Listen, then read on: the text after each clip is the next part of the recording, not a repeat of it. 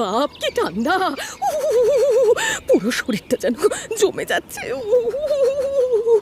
এখন এই ঠান্ডার মধ্যে ভিজে শাড়িটাই গায়ে শোকাতে হবে, আর কোনো শাড়িও নেই।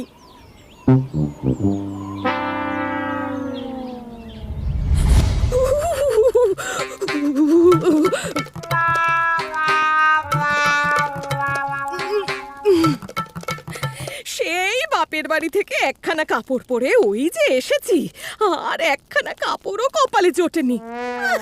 জুটবে কোথা থেকে? জুটবে কোথা থেকে? যা আমার ভোলা স্বামী নিজেরই খেয়াল রাখতে পারে না, উনি নাকি আমার খেয়াল রাখবেন।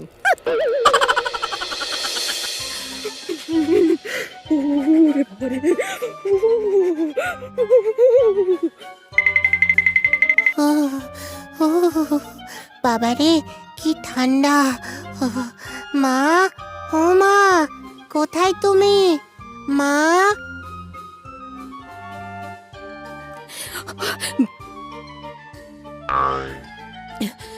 গণেশ, বাবা আমার, এসেছিস?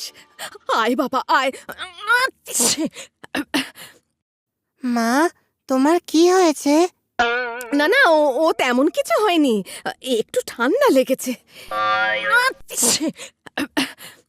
হ্যাঁ মা, আজকে কৈলাসে খুব ঠান্ডা পড়েছে, কিন্তু তুমি এই ঠান্ডায় ভেজা শাড়ি পরে আছো কেন?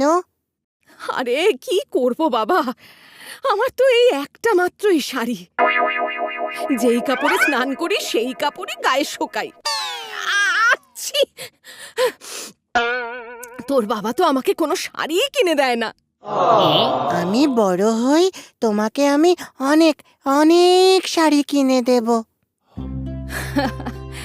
আমার গজানন, আমার এই ছোট্ট ছেলেটাও আমার জন্য কত ভাবে, কিন্তু ওই মানুষটার আমার জন্য একটুও চিন্তা নেই। আজ ফিরুক উনি কৈলাসে, আজ এর একটা হেস্ত নেস্ত আমি করেই ছাড়বো। হ্যাঁ, আচ্ছি!